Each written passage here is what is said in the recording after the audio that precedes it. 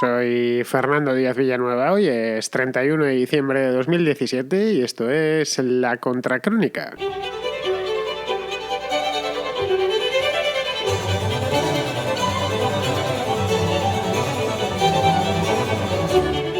Bienvenidos al último programa del año, porque no puede haber más, porque hoy es 31 de diciembre, aunque yo quisiese, no podría alargar el año ni el mes, no puede haber un 32 de diciembre, que ya me gustaría porque 2017, al menos para la Contracrónica, ha sido un gran año. De hecho, ha sido de sus 2 años de vida que tiene el mejor, pero no puedo hacerlo, así que todo lo que me queda es hacer votos para que 2018 sea mejor. Y es también la última contrarréplica del año, que es el programa, el día en el que los oyentes toman la voz. La toman todos los días, esa es la verdad, pero el programa de los domingos es el día que está dedicado exclusivamente a ellos, es decir, a vosotros mismos. Muy bien, os voy a dar el teléfono con el que se puede participar en este programa, como hago siempre en las contraportadas, en los contraplanos y en las contrarréplicas. El teléfono es el 690 82 7909. Repito, 690 82 7909. Ya sabéis, un mensajito de voz muy simple a través de WhatsApp. Este número lo metéis en vuestra agenda, ponéis La Contracrónica o Villanueva o como queráis y me mandáis las notas de voz. No valen las preguntas hechas por texto, esas no las contesto. A los que me las hacéis ya os lo pongo directamente, que me lo enviéis por voz, que es como la manera en la que os escuchamos todos y además así practicáis, que no está nada mal. Y es una cosa que viene muy bien para la radio y para la vida, saber condensar. Muy bien, pues dicho esto, dado el número de teléfono, el número de WhatsApp, vamos a pasar directos a la contrarréplica de hoy.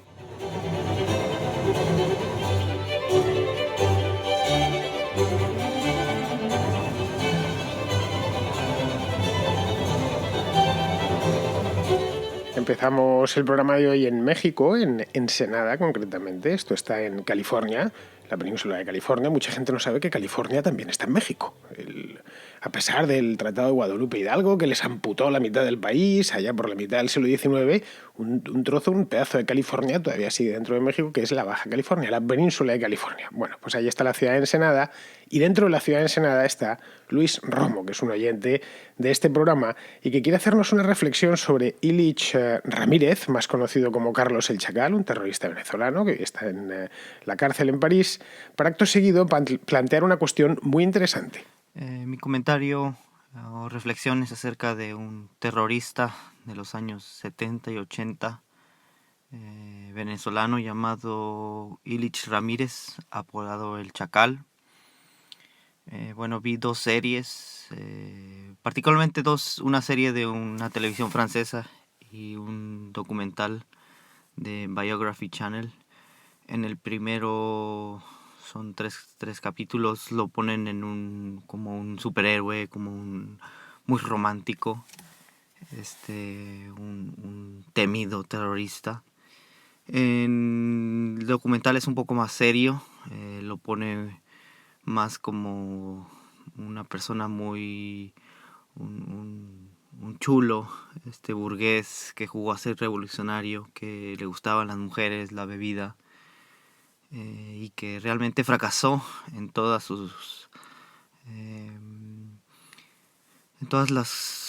los actos que quiso realizar. Su ego y su nombre lo rebasó. Trató de asesinar a Joseph Steve, un sionista inglés. No lo pudo hacer.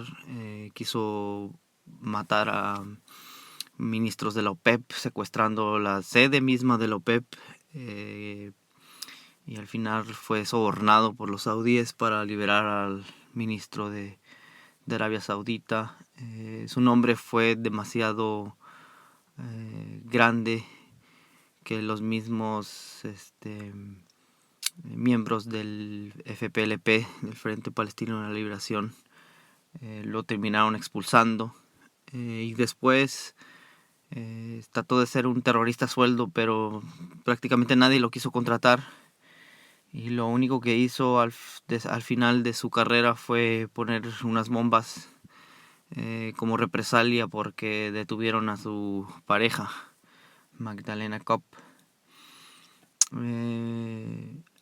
Mi inquietud es qué hubiera pasado si al Che Guevara no lo hubieran matado en Bolivia. Pienso que hubiera seguido un camino muy parecido al del Chacal. Hubiera fracasado en todos sus intentos de revolución. Hubiera incluso sido despreciado por los suyos. Y tal vez olvidado y despreciado como es despreciado este personaje. Bueno, Luis, antes de nada una anécdota te voy a contar.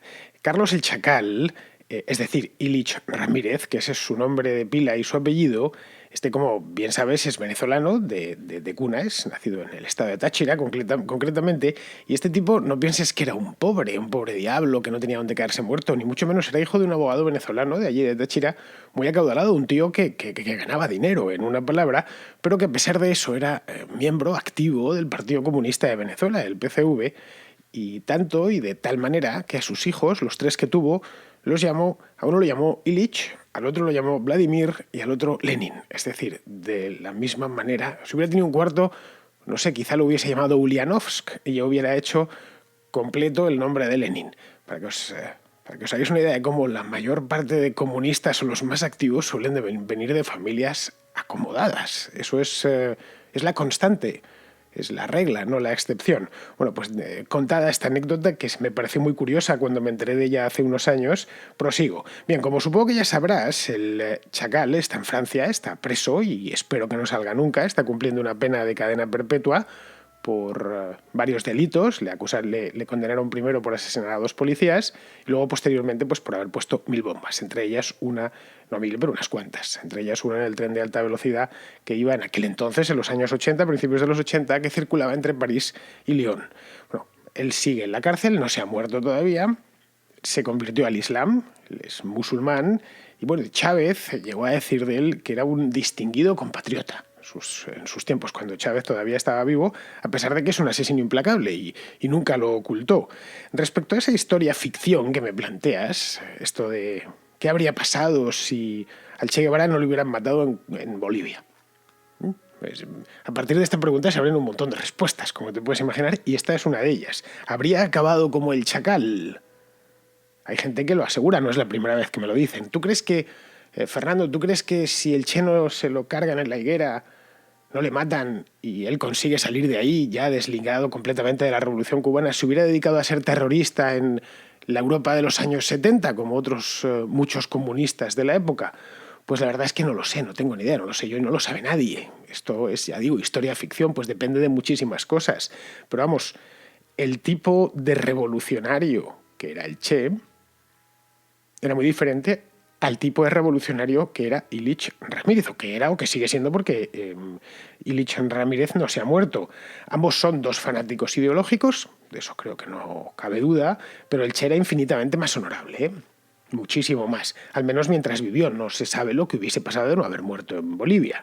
El Che quería aniquilar al enemigo, y eso lo decía abiertamente, el odio como factor de lucha, pero plantándole cara en el campo de batalla, en la guerra, ¿vale? De guerrillas, de lo que queramos, pero en la guerra, vestido con un uniforme, con su boina, con su escala militar. Él siempre, por supuesto, tenía que estar arriba, pero plantándole cara en la guerra, honorablemente en la guerra. Es decir, hacer lo que hizo en Cuba, en Sierra Maestra, lo mismo, tomar un valle o tomar una sierra, unos picos, apoderarse del valle, apoderarse de esa sierra, controlarla militarmente o liberarla, que se diría en terminología guevarista, y luego lanzarse sobre la capital y cambiar el gobierno a la fuerza. Ya está.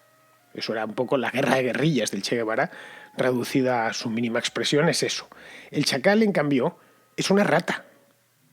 Es un vulgar terrorista que colocaba coches bomba, que mataba a quemarropa, que ponía bombas en trenes, como ya os he dicho, en estaciones de tren. En la de Marsella también puso uno, donde morían, por supuesto, inocentes. Vamos, inocentes, gente que no estaba... No es como en el caso de Che Guevara, que mal que bien, tanto en Bolivia como había hecho en el Congo o en Cuba, había luchado contra otros hombres armados que estaban delante, que cometió arbitrariedades muchas, pero su objetivo era luchar contra esos hombres armados. Y Ilich Ramírez, ¿no? Luego, además, hay diferencias en el carácter entre ambos. El Chacal era un tipo alcohólico y mujeriego, eso ya no lo es, porque en la cárcel no le permiten ninguna de las 2 cosas. De hecho, él lo mandaron a estudiar, siendo joven, a la Universidad Patrice Lumumba Lumumba de Moscú, una de estas universidades que montaron los soviéticos para educar en el marxismo-leninismo a los revolucionarios venidos de los países del tercer mundo, de África, América hispana, de Asia, etc. Bueno, pues él estaba allí estudiando, entre comillas, y los propios soviéticos lo echaron de la universidad porque montaba unas fiestas tremendas con mujeres, fiestas bien regadas de alcohol. De hecho, voy un poquito más lejos. El delito por el que le condenaron a cadena perpetua a finales de los 90, después de que le atrapasen en Sudán, le condenaron en Francia a un tribunal parisino, fue asesinar a 2 policías franceses cuando estos habían conseguido dar con él, andaban buscándole, en un apartamento en París. Esto fue a mediados de los años 70. Bueno, él en ese momento estaba en ese apartamento haciéndose pasar por un estudiante peruano y cuando vio a los policías sacó la pistola y disparó sin más. Y estaba en ese momento bebiendo. Se cuenta que estaba montándose una fiesta. Estaba con otros estudiantes allí, pues no sé si borracho, pero desde luego bebido estaba. El Che, por su parte, no era ni alcohólico ni mujeriego. Te lo puedo decir con conocimiento de causa porque de la vida del Che Guevara sí la conozco y he escrito sobre ella. Tengo un libro recién publicado, hace solo 3 meses. Es decir, beber, tomar, que decís en México, no le interesaba lo más mínimo. Y más allá, pues no sé, alguna cerveza, alguna copa de vino se tomaría, pero vamos, que no le interesaba. No se conoce un Che Guevara ebrio, un Che Guevara borrachín. Y las mujeres, pues le interesaban lo justo y normal que nos interesan a cualquier hombre. Nada más, no perdía la cabeza por ellas, ni andaba detrás de ellas, ni iba levantando faldas, ni nada de eso. Estuvo casado 2 veces, primero con una peruana y después con una cubana. Se entiende que tuvo algún amante, pero vamos, nada más, nada extraño no era lo de Ilich Ramírez. Por lo tanto, de haber sobrevivido a Bolivia en el 67, haber salido de allí con vida y de haberse metido a terrorista después, pues yo creo que podría haber sido un terrorista, pero un terrorista muy distinto a Carlos el Chacal. Muy bien, pues espero que con esto ya, Luis, te des por respondido. Seguimos y lo hacemos con Alejandro Soto, que es un oyente que está en Montreal, en Canadá, y que quiere hacerme una pregunta directa, aquí, a quemarropa, sobre un tipo en el que no pensaba hace muchos años, muchísimos, José Luis Rodríguez Zapatero. Quería preguntar saber tus comentarios sobre lo que opinas con respecto al señor José Luis Rodríguez Zapatero, una persona realmente, bueno, nociva y nefasta para todo lo que tiene que ver con el intento de los venezolanos de conseguir la libertad y salir de un régimen genocida, narcotraficante y bueno, cualquier epíteto que tú quieras ponerle negativo a este gobierno. Este señor no sé, qué motivación tiene, qué le pasa por la cabeza. Dudo que haya una cantidad de dinero que justifique su comportamiento y su apoyo a un gobierno bueno, diabólico prácticamente diría yo para todos los venezolanos. Este, Sobre todo alguien que ya ocupó una posición de poder en un país democrático, debería entender de qué se trata el respeto a las leyes, Estado de Derecho, libertad de expresión y todo eso. ¿Cómo es posible que alguien así se preste a apoyar semejante atrocidad en mi país? Mira, en este tema, Alejandro, casi mejor, te recomiendo un atajo, vamos. Casi mejor que mires mi página web, diazvillanueva.com, buscas Zapatero en la caja de búsqueda que hay abajo del todo, en la página, y verás decenas de artículos escritos por mí, firmados por mí, sobre Zapatero entre el año 2004 y 2011, que es el tiempo en el que fue presidente de gobierno de España. Nada más. Es decir, lo tienes ahí desde que empezó, desde que llegó, después de aquel trauma nacional que supusieron los atentados del día 11 de marzo de 2004 hasta que se fue en noviembre de 2011. Luego, no sé si he escrito alguna vez, posteriormente, alguna vez probablemente en 2012, cuando trabajaba yo en la Gaceta, pero vamos, ya de una manera residual. Pero en esos años escribí muchísimo. Fui editorialista de 2 periódicos, por lo tanto estaba muy al día y además escribía columnas. Luego, Zapatero estaba en boca de todo el mundo. Vamos, por lo demás, si no vas a hacer todo ese trabajo, que es una posibilidad, te lo resumo. Fue un tipo muy dañino, por lo menos para España, un primer ministro nefasto, si lo miremos desde lo miremos, y prácticamente en todo. Sí. Dejó al país inmerso, como supongo que ya sabrás, en una crisis económica profundísima que en buena medida la provocó él, por lo menos si no la provocó él, porque los elementos de la crisis ya estaban todos ahí, sí que posibilitó que se profundizase hasta los límites en que se profundizó y que llegase el año 2012 y en España estuviésemos todos con el grito en el cielo y llegásemos a un desempleo del 25%. Bueno, la crisis española famosa que es de no hace tanto tiempo, la económica. Bueno, eso por un lado. Y por otro, reabrió innecesariamente heridas ya cerradas en la sociedad española. Y esto yo creo que es todavía más imperdonable. El zapaterismo en España todavía colea. Y colea en muchos aspectos. Y está detrás de cosas como, por ejemplo, esta de Cataluña, que nos acaba de suceder hace 3 meses. No es que lo provocase él, ni mucho menos, pero sí está metido en el ajo, o estuvo en su momento. Él, por ejemplo, fue el año 2003, antes de llegar al gobierno, publicó que iba a aceptar el estatuto que saliese de la reforma del estatuto catalán que saliese de la Cámara Catalana, del Parlamento catalán. ¿Bien? Y salió un estatuto, pero luego el Tribunal Constitucional les hizo una serie de recortes. Un estatuto que por lo demás la sociedad catalana tampoco demandaba mucho y eso se pudo ver en el referéndum sobre ese mismo estatuto que se celebró en el año 2006, por eso ya es lo de menos. El hecho es que al final eso ha terminado siendo una fuente de agravios que hoy todavía nos martirizan. Y nos martirizan hasta el punto que esta historia de Cataluña la tenemos aquí encima. Todavía no ha terminado, está muy lejos de terminar ese problema, y aunque Zapatero no es el único responsable, sí es en parte responsable de todo esto y muchas cosas más que evidentemente no tengo el tiempo de explicarte, pues porque somos muchos y esto es la contrarréplica, no el contra Zapatero, que tampoco estaría mal, pero vamos, que no pensaba en él hace bastante tiempo. Es decir, es un tipo que por lo menos en España, si no hizo más daño, es porque no tuvo más tiempo, porque gobernó hasta el año 2011 y porque la institucionalidad en mi país es fuerte. Simplemente.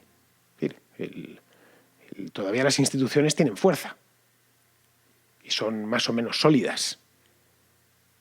Y eso permitió que el destrozo que hizo, que fue muy grande, no fuese más grande todavía. En definitiva, es un tipo tóxico, un gafe, un hombre que todo lo que toca lo estropea.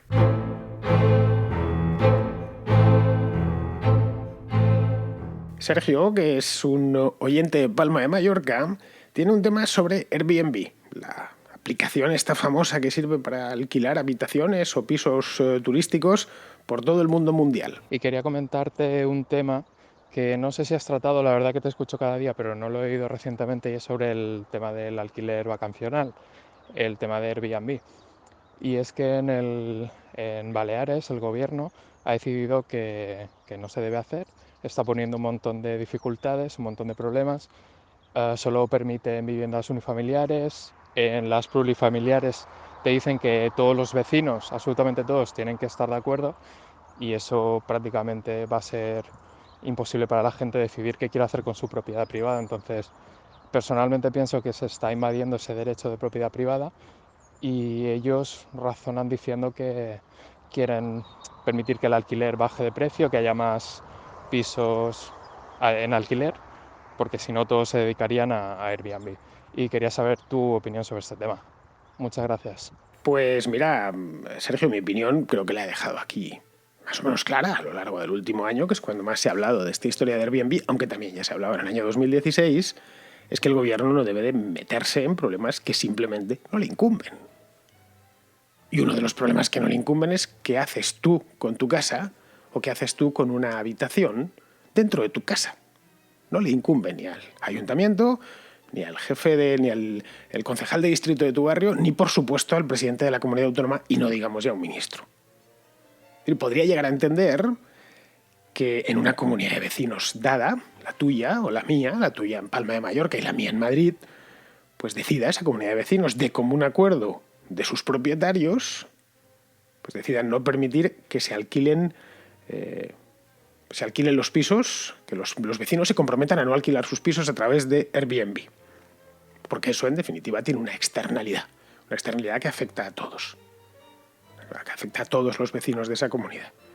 Los alquileres de Airbnb, además, pues tienen rotaciones muy rápidas, muy cortas. Un piso turístico, por ejemplo, en ciertos barrios de Madrid o de Barcelona o de la propia Palma de Mallorca, como sabes, tiene un montón de inquilinos al cabo del año, y los otros vecinos pueden sentirse molestos de ver continuamente gente desconocida entrando en el portal, no digamos ya si hay una piscina, etcétera.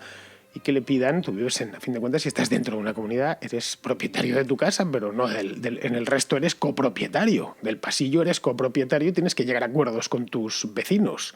Para eso están las comunidades de vecinos, las juntas de vecinos, etcétera.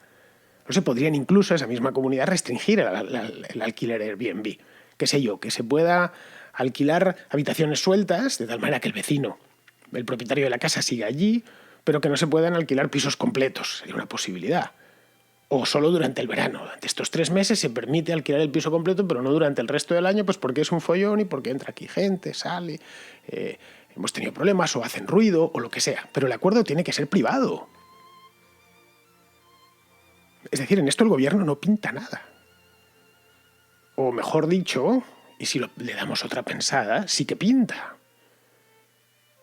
Pero pinta para mal. Pinta porque así puede favorecer a unos y perjudicar a otros. Que eso es, en definitiva, ojo, favorecer a unos y perjudicar a otros escudándose en el bien común y en el interés común de todos. Pues eso es, en definitiva, lo que ha hecho el Ayuntamiento de Madrid, o lo que quiere hacer el Ayuntamiento de Madrid, que quiere limitarlo a 90 días anuales dentro de la ciudad, bueno, pues, donde alcanza su capacidad de coacción, que es los límites del término municipal de Madrid. Como en el caso de Baleares, los límites de la comunidad autónoma. Bien, en este caso, cuando leí la noticia sobre lo que iban a hacer en Madrid, ya lo puse. Los hoteleros están pegando brincos. Menudo regalo de Navidad que les ha hecho Carmena. Porque les está quitando competencia en medio. Sobre todo en el centro de la ciudad, en ciertos barrios muy turísticos de Madrid, como pueden ser Malasaña o los del centro de la ciudad. Pues son una competencia directa para los hoteles. Además, si yo tuviese un hotel, me sentaría a cuerno quemado que los vecinos alquilasen sus casas. Bueno, pues porque yo he hecho una inversión, por lo que sea. Evidentemente eso es humano, sentir que te moleste la competencia. Otra cosa es que el alcalde sea el que fastidia a uno para favorecerte a ti. Bien, pues para esto yo creo que existen este tipo de leyes para esto, y también pues porque hay muchos políticos que les encanta meterse en nuestra vida, que consideran que yo y mis vecinos no nos podemos poner de acuerdo, no sabemos en definitiva lo que nos interesa. Lo sabe mejor una concejala que ni siquiera vive en este barrio, en este distrito, que jamás ha pasado por delante de nuestra casa, no conoce nuestra calle y por supuesto no nos conoce a ninguno de nosotros ni las circunstancias peculiares de este edificio. Es decir, que al final este tipo de cuestiones las tienen que resolver los propietarios. Si yo quiero alquilar mi casa en Airbnb y mis vecinos me dicen, pues hemos pactado que no sea así, me la tendré que envainar. O solo puedes alquilar una habitación, me la tendré que envainar. También puedo irme de esta casa, venderla e irme a otro sitio. O alquilar en otra parte. No sé si me entiendes. Todo este tipo de cuestiones tienen que resolverse de común acuerdo entre propietarios. Y los políticos no pintan absolutamente nada en esto. Muy bien, seguimos con César, que es un oyente de Córdoba, que tiene una duda sobre pensiones, que es un tema que va y viene continuamente aquí dentro de la Contracrónica. La última contrarréplica, los dos primeros comentarios de oyentes, uno era de pensiones y otro de la igualdad de géneros, pues enlazando ambos comentarios, me quería preguntar qué opinas de que en el sistema de pensiones, pues la esperanza de vida de la mujer en España es bastante mayor, unos cuantos años más, 80 y muchos, el hombre vive menos. Entonces, tendría que en esa igualdad de género igualarse en este aspecto y la cotización de la mujer tendría que ser mayor a la hora de sufragar sus pensiones porque van a vivir más y el sistema necesita aportarle más dinero a las mujeres, o ahí la igualdad de género, ¿no? Porque hay también desigualdades que son a favor de la mujer, ¿no? En este caso, ¿no? Aunque muchas veces no es así, ¿no? Me gustaría saber tu opinión. Gracias. Bueno, César, creo que tienes algún problema de conceptualización sobre lo que son las pensiones. Las pensiones, esto sería así, esto que me cuentas, es decir, que las mujeres, como viven de promedio más que los hombres, pues deberían pagar más si fuese un seguro, como el de los coches, por ejemplo. Los hombres pagan más, tengo entendido. Yo no tengo coche, pero me consta que es así. Especialmente los hombres jóvenes de 25 años que se compran coches potentes, porque si miramos lo que hay, los accidentes en esa franja de edad y entre hombres, pues son mucho más altos que entre las mujeres de 65. Luego, ¿quién paga más seguro? Evidentemente no todos los hombres de 25 años son unos irresponsables y unos insensatos conduciendo, ni todas las mujeres de 65 son muy prudentes, hay de todo, pero el promedio, y eso se hacen los seguros, pero es que las pensiones no es un seguro.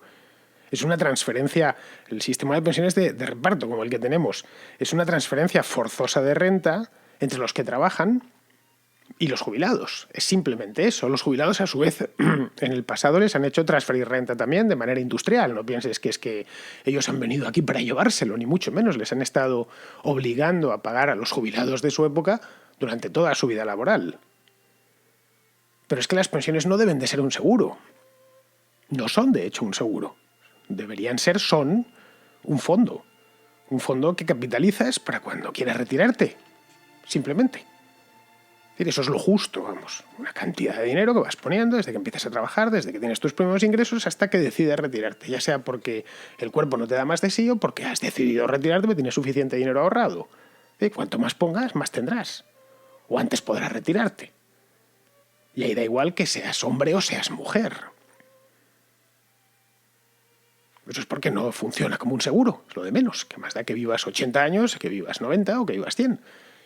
En el caso de que pienses vivir muchos años porque tengas buena salud o buena genética, en este caso te conviene ser responsable y ahorrar mucho, pues sabes que vas a tener que aguantar mucho tiempo después de que te retires.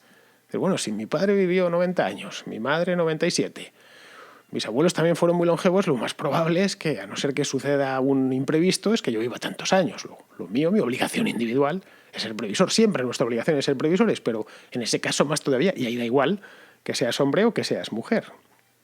Luego la reforma básicamente consiste en capitalizarlas, como ya he comentado aquí en infinidad de ocasiones. Bien, seguimos con José, que es de Castrurdiales, en Cantabria, que tiene un comentario sobre el acercamiento de la administración al ciudadano, que es una cosa que hemos hablado más de una ocasión aquí, cada vez que sale el tema de las comunidades autónomas y de la descentralización del Estado, hablamos de esto como uno de los factores a favor de la descentralización, que la administración se acerca al ciudadano. Pues bien, José no lo considera así. Te hago una observación sobre lo que dijiste el otro día sobre acercar la administración al ciudadano. Bueno, pues no sé muy bien por qué será, pero eso en España resulta algo terrible. Yo me dedico a esto del asesoramiento fiscal y te puedo decir con toda seguridad que los ayuntamientos son una panda de atracadores, que las comunidades autónomas lo mismo, y que el único sitio donde puedes obtener algo de seguridad jurídica o de aplicación correcta, medianamente correcta de la ley, es en la agencia tributaria. En las demás administraciones simplemente se pasan la ley general tributaria, las garantías del administrado, del contribuyente y todo lo demás por el forro sin importarles cuáles sean las consecuencias. No sé por qué esto ocurre de esta manera, pero lo que sí te puedo decir es que ocurre y que el delito de prevaricación está totalmente vacío de contenido en España. Bien, pues eso, que tuvieses en cuenta esta observación, que ya te digo que no sé por qué ocurre, pero ocurre. Pues mira, José, sinceramente te lo digo, no sé a qué esperas para denunciarlo. Porque la prevaricación es un delito grave, delito de los gordos, de los que pueden cometer los políticos, de los más graves. Así que yo, si realmente soy víctima de un político prevaricador, y me da igual que sea concejal, que sea consejero autonómico o que sea perico el de los palotes, te aseguro que voy a, literalmente, matarme por denunciarlo. Y si no me escuchan en el juzgado, ya verás como sí que lo hacen en un periódico o en una emisora de radio. A fin de cuentas, para eso está la prensa, ¿no? Si está siendo objeto de un desafuero. O sea, fácil decir, no, es que son todos unos prevaricadores, lo cual no lo pongo en duda, que quizá. Y más teniendo en cuenta que tú tienes un contacto directo con todo esto, pero si es así, denúncialo. La administración local puede tender a cierto caciquismo, y eso es real y es tal cual, no solo en España, sino en cualquier país del mundo. En el todos nos conocemos, ¿no? Por eso es importante que la justicia sea independiente. Es decir, que si el político de turno, el funcionario de turno, tiene voluntad de cacique, que es una posibilidad, no deja de ser un ser humano, pues que al menos puedas pedir amparo a la justicia. Este tipo es un cacique. Este tipo está prevaricando. Una justicia profesionalizada, independiente y bien financiada. Es decir, que no sea fácil de corromper, en una palabra. Muy bien, vamos a continuar. Continuamos con Aitor de Madrid, que quiere responder a otro oyente que hace un par de semanas hablaba sobre el consumo de productos de kilómetro cero. No sé si os acordáis. Me dijo que lo que deberíamos consumir es lo que teníamos cerca de nuestro lugar de residencia. Yo le dije que, claro, el problema es que vivo en Madrid, que cerca no hay nada. No sé, como no nos atiborremos de las pocas manzanas que se producirán aquí en los alrededores. Y es que esto es Castilla, da lo que da. Y no es precisamente Madrid, que está rodeado de grandes superficies agrícolas. Entonces, bueno, fresón de Aranjuez, pero claro, tendríamos para un mes de fresas y poco más, ¿no? Entonces, yo le contesté por ahí diciéndole que está muy bien eso del kilómetro cero, pero que no era como él pensaba. Bien, pues Aitor quiere darle una nueva vuelta de tuerca más a esta historia y, por cierto, muy inteligente. Te llamo para responder a un comentario que te habían hecho acerca de consumir productos de kilómetro cero. El compañero oyente lo que comentaba es que, bueno, que te habías metido con gente que sostenía esta postura de consumir solo productos de proximidad y de temporada. Y quería añadir un dato más al debate, y es el hecho de que consumir productos de cercanía no son necesariamente, en cuanto a impacto de, por ejemplo, de CO2, mejores que productos que puedan venir de lugares más remotos del mundo. Y explico el motivo. El motivo es que los lugares, como tú también has comentado, se especializan en lo que mejor producen. Y por poner un ejemplo, en Nueva Zelanda producen bastantes manzanas y son bastante buenas. Y uno puede pensar que consumir una manzana de Nueva Zelanda tiene menos impacto en cuanto, por ejemplo, a la huella de carbono que una manzana ecológica de una tienda, de un cultivo cercano a Madrid. Pero si divides el peso neto de la manzana entre lo que cuesta el transporte o las emisiones de transporte de CO2 que tienes que soportar para distribuir esa manzana en un sitio y en otro, pues resulta que las cuentas pueden salir de otra manera.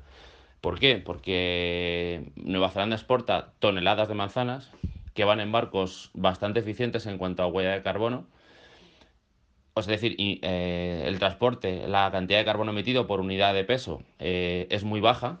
Cuando llegan a España van a unas redes de distribución que llegan al puerto y la reparten entre distintos supermercados. Y sin embargo, un cultivo a lo mejor más cercano, que te manda las manzanas a casa pues por unidad de peso, puede que usen una furgoneta que sea menos eficiente, que tenga que hacer muchos viajes, que no esté tan optimizada la logística para la distribución de esa manzana, y por tanto el coste en emisiones de CO2 por unidad de peso pues sea muy superior en el caso de una manzana de kilómetro cero, entre comillas, versus una manzana que viene del otro lado del mundo. Y esta misma lógica se puede aplicar para muchos tipos de productos, y por eso en general, aunque puede ser deseable consumir productos de cercanía en principio o de temporada, pues no es necesariamente lo que menos impacto en cuanto, por ejemplo, a CO2 puede tener.